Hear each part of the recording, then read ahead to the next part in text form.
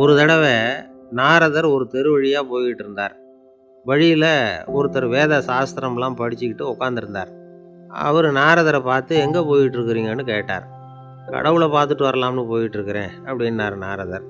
அப்படின்னா அவர்கிட்ட எனக்கு எப்போ முக்தி கிடைக்கும்னு கேட்டுட்டு வாங்களேன் அப்படின்னார் இவர். சரி கேட்டு வரேன் அப்படின்னு சொல்லிவிட்டு நாரதர் நடந்தார். கொஞ்சம் தூரத்தில் ஒரு மரத்தடியில் ஒரு தொழிலாளி செருப்பு தைச்சிக்கிட்டு உட்காந்துருந்தார். அந்த ஆளும் அதே மாதிரி கேட்டுக்கிட்டார். எனக்கு எப்போ முக்தி கிடைக்கும்னு கடவுள்கிட்ட கேட்டுக்கிட்டு வாங்களேன்னார். அவர்கிட்டையும் சரின்னு சொல்லிவிட்டு நாரதர் நேராக வைகுண்டத்துக்கு வந்து சேர்ந்தார். கடவுளை பார்த்தார். இவங்க 2 பேரும் சொல்லி அனுப்பின விஷயத்தை பற்றி கேட்டார். அதுக்கு கடவுள் சொன்னார், அந்த செருப்பு தைக்கிற தொழிலாளி உடல் நீத்ததும் உடனே என்னை வந்து அடைவான். ஆனால் அந்த சாஸ்திரம் படித்த ஆள் இப்போதைக்கு என்கிட்ட வந்து சேர மாட்டான். அவன் இன்னமும் பல பிறவிகள் எடுத்து அங்கேயே இருக்க வேண்டியிருக்குது. எப்போ இங்கே வந்து சேருவான்னு எனக்கே தெரியாது அப்படின்னார். நாரதருக்கு இதோட ரகசியம் என்னங்கிறது புரியல. எனக்கு ஒன்றும் புரியலையேன்னாரான் கடவுள்கிட்ட. சீக்கிரம் புரிஞ்சுக்குவேன். நீ திரும்பி போகிறப்போ நான் இங்கே வைகுண்டத்தில் என்ன செஞ்சுக்கிட்டு இருக்கேன்னு கேட்டால், ஒரு ஊசியின் துவாரத்தில் ஒரு யானையை கோத்துக்கிட்டு இருக்கிறேன்னு அவங்கக்கிட்ட சொல்லு அப்படின்னார் கடவுள் சிரிச்சுக்கிட்டே. நாரதர் பூமிக்கு திரும்பினார். கடவுளை பார்த்தீங்களா, எப்படி இருக்கார் அப்படின்னு விசாரித்தார் வேத சாஸ்திரம் படித்தவர். ஓ பகவானா, அவர் யானையை ஊசியின் காதில் நுழைச்சிக்கிட்டு இருக்கிறார் பார்த்தேன்னார் நாரதர். ஊசி காதில் யானையா? அது எப்படி முடியும்? நீங்கள் சொல்கிறத நான் நம்ப மாட்டேன்னு விட்டார் அவர். சரி, இந்த ஆளுக்கு இறைவன் பேரில் நம்பிக்கை இல்லை அப்படிங்கிறத நாரதர் புரிஞ்சுக்கிட்டார். அடுத்தபடியாக அந்த தொழிலாளி இருந்த இடத்துக்கு போனார். இறைவனை பார்த்தீங்களான்னு கேட்டார் அவர். பார்த்தேன், ஒரு ஊசி துவாரத்தில் யானையை கோத்துக்கிட்டு இருந்தார் அப்படின்னு சொல்லிவிட்டு நாரதர் அந்த ஆள் முகத்தை கவனித்தார். அந்த தொழிலாளி இதை கேட்டுட்டு கொஞ்சம் கூட ஆச்சரியப்படலை. அவரால் முடியாத காரியம் கூட உண்டானார். என்ன இப்படி சொல்கிற?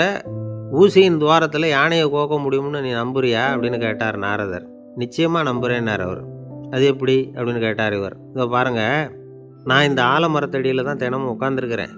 தினமும் இந்த மரத்திலிருந்து எவ்வளவோ பழம் கீழே விழுது. இந்த பழத்தில் இருக்கிற ஒவ்வொரு விதையிலேயும் உள்ள ஒரு ஆலமரம் இருக்குது. ஒரு சின்ன விதைக்குள்ள ஒரு பெரிய ஆலமரம் இருக்க முடியுங்கிறப்ப ஊசி துவாரத்தில் கடவுள் யானையை நுழைய வச்சாருங்கிறத ஒத்துக்கிறதுல என்ன கஷ்டம் இருக்குது அப்படின்னு ரொம்ப சர்வசாதாரணமாக பதில் சொன்னாராம் அந்த தொழிலாளி. நாரதர் யோசனை பண்ணார். இந்த தொழிலாளி வேத சாஸ்திரங்களையெல்லாம் படிக்கலைன்னா கூட அறிவுபூர்வமாக சிந்தித்து இறைவனை நம்புகிறான். அதனால தான் கடவுள் இந்த ஆளுக்கு சீக்கிரம் முக்தி கிடைக்கும்னு சொன்னார் அப்படிங்கிறத புரிஞ்சுக்கிட்டாராம். இந்த கதையில் வர்ற கடவுள், நாரதர், வைகுண்டம் இதெல்லாம் ஒரு பக்கம் இருக்கட்டும், ஒரு சின்ன விதைக்குள்ளே ஒரு பெரிய ஆலமரம் தூங்கிக்கிட்டு இருக்கு அப்படிங்கிற உண்மை, அந்தரத்தில் 1000 கிரகங்கள் சுற்றிக்கிட்டு இருக்குங்கிற உண்மை, இதெல்லாம் நாம் பார்த்துக்கிட்டு தானே இருக்கிறோம். இந்த உண்மைகள் அதிசயமாக நமக்கு தெரியறதுனால அதை நம்பாமல் இருந்துட முடியாது. இயற்கையை பரிபூர்ணமாக நம்புங்கள், அந்த நம்பிக்கையே நம்ம வாழ்க்கைக்கு ஆதாரம் அப்படிங்கிறத விளக்கறதுக்காக தான் இந்த கதை. இந்த காலத்தில் நம்ம பிள்ளைங்களுக்கெல்லாம் இது மாதிரி நம்பிக்கை அதிகமாகவே இருக்குது. ஒரு நாள் ஒரு சின்ன பையன்கிட்ட கேட்டேன், ஏன்பா கடவுள் ஒரு பானைக்குள்ளே ஒரு யானையை நுழைய வச்சுட்டாருன்னு சொன்னால் அதை நீ நம்புவியா அப்படின்னு கேட்டோம். நம்புவேன் சார், அது ஒன்றும் பெரிய அதிசயம் இல்லைன்னா. எப்படிறான்னு கேட்டோம். எப்படின்னா அந்த பானை அந்த யானையை விட பெருசாக இருந்திருக்கும், அவ்வளவுதான் அப்படின்னு சொல்கிறான். ஒரு ஊரில் ஒரு ராஜா இருந்தார். அவர் அடிக்கடி காட்டுக்கு வேட்டையாட போவார். சில நண்பர்களையும் கூட அழைச்சிக்கிட்டு போவார். காட்டுக்கு போனதும் ஆளுக்கு ஒரு பக்கமாக போய் வேட்டையாடுவாங்க. சாயந்தரமாக திரும்பி வருவாங்க. மறுநாள் அரண்மனையில் உட்காந்து ஒவ்வொருத்தரும் அவங்க அனுபவங்களை எல்லாம் சொல்லிக்குவாங்க. அவங்க வீரத்துக்கு தகுந்த மாதிரி பரிசை அந்த ராஜா கொடுப்பார். இது மாதிரி ஒரு தடவை எல்லாரும் வேட்டைக்கு போயிட்டு திரும்பி வந்ததும் உட்காந்து பேச ஆரம்பிச்சிருக்கிறாங்க. ஒருத்தன் சொன்னான், தன்னுடைய வீர தீர செயலை பற்றி அளக்க ஆரம்பிச்சிட்டான். ஏன்னா அதுக்கு பரிசு கிடைக்க போகுதில்ல, அதனால். அவன் என்ன சொன்னான் தெரியுமா? அரசே, நேற்றுக்கு காட்டில் என்னாச்சு தெரியுமா? எனக்கு நேராக ஒரு சிங்கம் வாயை திறந்துக்கிட்டு வந்துட்டுது. நான் பயப்படவே இல்லை. உடனே ஒரு கல்லை எடுத்து குறி பார்த்து வீசினேன். சிங்கத்து வாய்க்குள்ளே போய் அந்த கல் மாட்டிக்கிட்டுது. அவ்வளவுதான். அந்த சிங்கம் என்னை பார்த்துட்டு பயந்துட்டு ஒரே ஓட்டமாக திரும்பி ஓடி போயிட்டுது அப்படின்னா. ஆஹா பலே அப்படின்னு எல்லாரும் கை தட்டினாங்க. 2வது ஆள் ஒருத்தன் எழுந்திரிச்சான். அவன் சொல்ல ஆரம்பித்தான், அரசே, நான் போன வழியில் 2 பெரிய மலைப்பாம்பு கிடந்தது. என்னை முழுங்கிறதுக்கு வந்தது. நான் என்ன பண்ணேன் தெரியுமா? அந்த 2 பாம்போட வாலையும் ஒன்றா சேர்த்து முடிச்சு போட்டுட்டேன். அவ்வளவுதான்.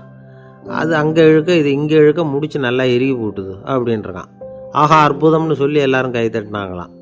அடுத்தபடியாக 3வது ஆள் ஒருத்தன் வந்தான். அவன் சொல்ல ஆரம்பித்தான், மன்னா, நான் போன பாதையில் குறுக்க ஒரு ஆறு, அதில் இறங்கி குளித்தேன். யாரோ காலை பிடிச்சி இழுக்கிறது மாதிரி இருந்தது. திரும்பி பார்த்தா ஒரு பெரிய முதலை. நான் உடனே அப்படியே ஒரு துள்ளல் துள்ளி அது முதுகில் போய் உக்காந்துக்கிட்டேன். அதை அப்படியே கரைக்கு நீந்த வச்சேன். கரைக்கு வந்து சேர்ந்ததும் அப்படியே ஒரே துள்ளி குதித்து கரைக்கு வந்துட்டேன் அப்படின்றான். அவன் தன்னுடைய வீரத்தை அப்படி சொல்லியிருக்கான். அடடா, எப்பேற்பட்ட வீரம் அப்படின்னு எல்லாரும் கை தட்டினாங்களாம். 4வது ஆள் எழுந்திரிச்சான். மன்னா, நான் போன இடத்துல ஒரு கரடி வந்து என்னை துரத்த ஆரம்பிச்சுட்டுது. நான் ஒரு மலை உச்சிக்கு வந்துட்டேன். அதுக்கப்புறம் ஒரு அடி எடுத்து வச்சாலும் அதில் பாதாளத்தில் விழ வேண்டியது தான். அந்த நேரம் பார்த்து ஒரு பெரிய ராட்சச கழுகு அந்த பக்கமாக பறந்து வந்தது. நான் உடனே அப்படியே உயர எழும்பி அந்த கழுகோட காலை பிடிச்சிக்கிட்டேன். அப்படியே தொங்கிக்கிட்டே வந்தேன். ஒரு நல்ல இடம் வந்ததும் தொப்புன்னு கீழே குதித்து நடந்து வந்துட்டேன்னா. இதுக்கும் எல்லாரும் கை தட்டுறாங்க. கடைசியாக ஒரு ஆள் எழுந்திரிச்சான். அரசே, நான் வந்து போன வழியில் ஒரு பெரிய யானை குறுக்க வந்தது. பயங்கரமாக சத்தம் போட்டுக்கிட்டே வந்தது. நான் பயந்து ஓடலை. உடனே என்ன பண்ணேன் தெரியுமா? அந்த யானையோட வாலை பிடிச்சி தூக்கினேன். தலைக்கு மேலே தூக்கி கரன்னு சுற்றினேன். வேகமாக சுற்றி வீசி எறிஞ்சேன். அவ்வளவுதான். அதே ஸ்பீடில் அந்த யானை மேலே போக ஆரம்பிச்சுட்டுது. இன்னும் கூட அது போய்கிட்டே தான் இருக்குது, கீழே விழவே இல்லைன்னா.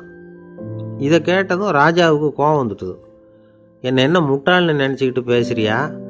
யானையை வந்து நீ வாலை பிடிச்சி தூக்குன, அதை நான் நம்பணுமா அப்படின்னார். உடனே இவன் பணிவாக பதில் சொன்னான். அரசே, ஒரு சிங்கத்து வாயில் கல் மாட்டிக்கிட்டதை நம்புறீங்க, மலைப்பாம்பு வாலை பிடிச்சி முடிச்சு போட்டதை நம்புறீங்க, முதல்ல முதுகில் சவாரி பண்ணதையும் நம்புறீங்க, கழுகு காலை பிடிச்சிக்கிட்டு பறக்கிறதையும் நம்புறீங்க. அப்படி நம்புறப்போ நான் சொன்னதை மட்டும் நம்பக்கூடாதா அப்படின்னு கேட்டானான். பொய் சொன்னவங்கெல்லாம் தலையை தொங்க போட்டுக்கிட்டாங்களாம். ராஜா அவங்கள பார்த்து சொன்னாராம், நீங்கள் எல்லாரும் என்னை முட்டாளாக்கியிருக்கிறீங்க. கடைசியாக பேசின இவன் தான் எனக்கு உண்மை எது பொய் எதுங்கிறத புரிய வச்சிருக்கிறான். இவன் தான் உண்மையான தைரியசாலி அப்படின்னு சொல்லி அவனுக்கே பரிசையெல்லாம் கொடுத்து பாராட்டினாராம். இப்படி ஒரு கதை. உண்மையை நிலைநாட்டுகிறவன் தான் உண்மையான வீரன் அப்படிங்கிறத இதிலிருந்து நாம் புரிஞ்சுக்கணும். இந்த காலத்துல எல்லாம் பொய் சொன்னாதான் பழைக்க முடியுங்கிறது ஒரு சில பேரோட நம்பிக்கை. ஒரு அப்பாவுக்கு தன் மகனுக்கு பொய் சொல்ல தெரியலையேங்கிற கவலை. பொய் சொன்னாதான் இந்த உலகத்தில் பிழைக்கலாம், ஆனால் இவனுக்கு அது தெரியலையே, அதனால் இவனை அழைச்சிட்டு போய் நடுக்கடலில் விட்டுட்டு வந்துடுவோம் அப்படின்னு அழைச்சிட்டு புறப்பட்டான். கடற்கரைக்கு போனான். மகனுக்கு சந்தேகம். எங்கேப்பா என்னை அழைச்சிட்டு போகிறேன்னு கேட்டிருக்கான். கடலில் மீன் பிடிக்க கற்றுக் கொடுக்க போகிறேன் உனக்கு அப்படின்னானா. நான் ஏற்கனவே மீன் பிடிச்சிட்டேனேன்னானா இவன் மகன். எங்கே அதுன்னு கேட்டிருக்கான் அப்பங்காரன். சுட்டு சாப்பிட்டுட்டேன்ருக்கான் புள்ள. அப்பங்காரன் பார்த்தான். சரி, நம்ம புள்ள பொழைச்சிக்கோ அப்படின்னு சொல்லி திருப்பி அழைச்சிட்டு வந்துட்டானா. ஒரு ஆள் அசையாமல் கிடக்கிறார். அவர் இருக்காரா போயிட்டாராங்கிறத எப்படி முடிவு பண்ணுறோம்? அவர் மூக்குக்கு முன்னாடி புறங்கையை வச்சு பார்க்குறோம், மூச்சு வருதா இல்லையா அப்படிங்கிறத கண்டுபிடிக்கிறதுக்காக. மூச்சுங்கிறது அவ்வளவு முக்கியமான ஒரு விஷயம். சுவாசம் இல்லைன்னா எதுவுமே இல்லை. நம்ம பூமி இருக்க அது கூட சுவாசிக்குதுங்கிறத சோவியத் விஞ்ஞானிகள் கண்டுபிடிச்சிருக்கிறாங்க. பூமிக்கு மேலே இருக்கிற மண் அடுக்கில் காற்றில் உள்ள ஆக்சிஜன் ஆக்சிகரணம் அடையுது அப்படின்னு தான் இதுவரைக்கும் எல்லோரும் நம்பிக்கிட்டு இருந்தாங்க. ஆனால் இப்போ என்ன கண்டுபிடிச்சிருக்கிறாங்கன்னா, அந்த ஆக்சிஜன் பூமிக்குள்ளே 1 கிலோமீட்டர் ஆழம் வரைக்கும் ஊடுருவி போகுதான். பூமிக்குள்ளே 2 பக்கமும் பல கிலோமீட்டர் வரைக்கும் பரவுதான். பூமிக்குள்ளே இருக்கிற நீர்நிலை அடுக்குகள் தான் நுரையீரல் செய்கிற வேலையை செய்யுதான். நம்ம உடம்புல நுரையீரல் இல்லைன்னா ஒன்றும் நடக்காது. ஒரு மரத்தை தலைகீழாக தொங்க போட்டால் எப்படி இருக்கும்? அப்படி யோசிச்சு பாருங்கள். அப்படி தான் இதுவும், நுரையீரலும் அப்படி தான் இருக்கும். வலது பக்கம் ஒன்று, இடது பக்கம் ஒன்று. வலது பக்கம் நுரையீரல் கொஞ்சம் பெருசாக இருக்கும். நுட்பமான நரம்பு குழாய்கள் அதில் இருக்கும். கோடிக்கணக்கான நுண்ணிய குழாய்களை வச்சுக்கிட்டு தான் அது வேலை செய்யுது. 25 கோடி குழாய்கள் இருக்கும். அதை அப்படியே முழுசாக பிரித்து பரப்புனா ஒரு டென்னிஸ் கோர்ட்டில் பாதி பரப்பளவு இருக்குமா. நுரையீரல் நிறம் கருஞ்சிவப்பு தான். புகை அதிகமாக உள்ளே போச்சுன்னா அது கருப்பாயிடுது. காற்றுல உள்ள பிராணவாயுவை இது இழுத்து எடுத்துக்கிட்டு ரத்தத்தை சுத்தப்படுத்துகிற முக்கியமான வேலையை இது செய்யுது. அசுத்த காற்றை வெளியில் அனுப்பி வச்சுருது. ஒருத்தர் வேகமாக ஓடி வரார், அவருக்கு மூச்சு இறைக்கும். பயங்கரமாக எதையாவது பார்த்து விடுறார், உடனே மூர்ச்சை ஆகிடுவார். இது மாதிரி சமயங்களில் வேறு எந்த தூண்டுதலும் இல்லாமல் நுரையீரல் தானாகவே இயங்கும். இப்படி ஒரு அவசியம் ஏற்படுறப்போ இயக்கத்தை தூண்டி விடுற முக்கியமான இணைப்பு மூளைக்கு கீழே முதுகு எலும்புக்கு மேற்பகுதியில் இருக்குது. அது உடனே சுவாசத்துக்கு அவசர உதவியை கொடுக்குது. இப்போ ஒருத்தர் பேசாமல் உட்காந்துருக்கார். இந்த சமயத்தில் அவருக்கு 1 பங்கு காற்று தேவைப்படுதுன்னு வச்சுக்கோங்க. அவர் எழுந்திரிச்சு நடக்கும் பொழுது 1.5 மடங்கு தேவைப்படும். ஓடினார்னா 3 மடங்கு தேவைப்படும். படுத்துருக்கிறப்ப 1/2 மடங்கு தான் தேவைப்படும். இதுக்கு நிமிஷத்துக்கு 16 தடவை மூச்சு விட்டாகணும். இப்படி சாதாரணமாக உள்ளே இழுக்கிற காற்று கொஞ்சம்தான் இருந்தாலும் இது மாதிரி 8 மடங்கு காற்றை உள்ளே இழுத்து வச்சுக்கிற சாமர்த்தியம் நுரையீரலுக்கு இருக்குதான். தண்ணி, நுண்கிருமிகள், ரசாயன பொருள் இப்படி எது உள்ளே போனாலும் நுரையீரல் சமாளிச்சுக்கும். 30 வருஷமாக விடாத புகை பிடிக்கிறவர் தொடர்ந்து உள்ளே அனுப்பி வைக்கிற புகையை கூட சமாளிக்குதுன்னா பார்த்துங்களேன். உள்ளே போகிற புகை நுட்பமான சுவாச முடிச்சுகளை அழிச்சு விடுது. கறி புகை அது மேலே படிஞ்சு உபயோகம் இல்லாமல் பண்ணிவிடுது. ஆனாலும் தேவைக்கு அதிகமாக 8 மடங்கு கூடுதலாக சுவாச முடிச்சுகள் நம்ம உடம்புக்குள்ளே இருக்கிறதுனால சமாளிக்க முடியுது. சமாளிக்க முடியலன்னா சில சமயம் மூச்சு திணறும். அதை ஒரு எச்சரிக்கையாக எடுத்துக்கிட்டு புகை பிடிக்கிற பழக்கத்தை விட்டுடணும். அதுதான் நல்லது. ஆனால் அப்படி யார் விடுறது? இணை பிரியாத 2 நண்பர்கள் இருந்தாங்களாம். 2 பேரும் விடாமல் சிகரெட்டு குடிக்கிறவங்க. அதில் ஒருத்தன் செத்து போட்டான். இன்னொருத்தன் அதுக்கப்புறம் 2 சிகரெட்டாக குடிக்க ஆரம்பித்தானான். ஏன் இப்படி பண்ணுறேன்னு கேட்டிருக்காங்க. நான் ஒரு சிகரெட்டு தான் குடிக்கிறேன், செத்து போன என்னுடைய ஃப்ரெண்டு இருக்கானே செத்து போனவன், அவனுக்காக இன்னொரு சிகரெட்டு குடிக்கிறேன் அப்படின்னு நானா. இது ரொம்ப ஆபத்து, விட்டுடு அப்படின்னு சொல்லியிருக்காங்க. சரின்னு ஒத்துக்கிட்டான். ஆனால் அதுக்கப்புறமும் ஒரு சிகரெட் வீதமாக குடிச்சிக்கிட்டே இருந்தான். சிகரெட்டு பழக்கத்தை நீ இன்னும் விடலையான்னு கேட்டாங்களாம். அந்த பழக்கத்தை நான் எப்போவோ விட்டுட்டேன், இப்போ நான் குடிக்கிறது என் ஃப்ரெண்டுக்காக அப்படின்னு நானா. இவங்கெல்லாம் எப்படி திருந்துறது? என்னை விட யோக்கியம் இந்த உலகத்தில் வேறு யாரும் இல்லை சார் அப்படின்னார் ஒருத்தர். அவரை விட அயோக்கியன் வேறு யாரும் இருக்க முடியாதுங்கிற முடிவுக்கு கேட்டவங்க வந்துட்டாங்களாம். மனுஷனுக்கு இருக்கிற ஒரு மிகப்பெரிய குறையே தன்கிட்ட இருக்கிற குறை அவனுக்கு தெரியாமல் போகிறது தான். ஆனால் அடுத்தவங்ககிட்ட இருக்கிற குறை இவனுக்கு தெளிவாக தெரிஞ்சிடும். ஒரு ஒட்டகம் ஒரு கொக்கை பார்த்து ஒரு கேள்வி கேட்டுதான். என்ன கேள்வி தெரியுமா? உன் கழுத்து ஏன் இப்படி வளைஞ்சி போயிருக்குது அப்படின்னு கேட்டிருக்கு. இதுக்கு உடம்பே வளைச்சல். இது போய் கொக்கை கிண்டல் பண்ணுது. இன்றைக்கி மனித சுபாவமும் கிட்டத்தட்ட இப்படி தான் இருக்குது. இந்த உலகத்தில் குறையில்லாத மனிதர்கள் யாரும் கிடையாது, நாம் உள்பட அப்படிங்கிறத முதல்ல நாம் நல்லா புரிஞ்சுக்கணும். ஒரு ஊரில் ஒரு விற்பனை நிலையம் இருந்தது. செல்ல பிராணிகளை விற்பனை செய்கிற நிலையம் அது.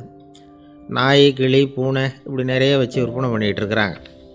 நாய்க்குட்டி விற்பனை செய்கிற பகுதியில் ஒரு சிறுவன் நின்றுக்கிட்டு இருந்தான். விற்பனை செய்கிற ஆளுகிட்ட விலை கேட்டுக்கிட்டு இருந்தான்.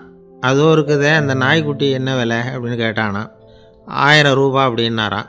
சரி அது வேணாம், இது என்ன விலைன்றிருக்கான். 500 ரூபா அப்படின்னாரான். இந்த சின்ன பையன் கையில் வச்சுருந்தது வெறும் 50 ரூபா தான். அதனால் இதை விட குறைச்சலாக கிடைக்குமான்னு பார்த்துருக்கான். அந்த கடையில் ஒரு மூலையில் சரியாக கவனிக்கப்படாமல் ஒரு நாய்க்குட்டி படுத்து கிடந்தது. பாவமாக கத்திக்கிட்டு இருந்தது. அதை பார்த்ததுமே இவனுக்கு அது ரொம்ப பிடிச்சி போச்சு. உடனே அந்த கடைக்காரரை பார்த்து, அதுவும் அந்த மூலையில் படுத்து கிடக்குதே அந்த நாய்க்குட்டி என்ன விலை அப்படின்னு கேட்டிருக்கான். தம்பி, அது ஒரு கால் ஊனம், அதனால் அது உன்னோட குதித்து விளையாடவோ ஓடுறதோ அதால் முடியாத காரியம் அப்படின்ட்டுருக்கார் அவர். அது தெரிஞ்சுதாங்க கேட்குறேன், அதோட விலை என்ன அதை மட்டும் சொல்லுங்களேன் அப்படின்ட்டுருக்கான். தம்பி, இது கால் ஊனம் உள்ள ஒரு நாய். இதை போய் காசு கொடுத்து வாங்கிறதுக்கு யாராவது பிரியப்படுவாங்களா?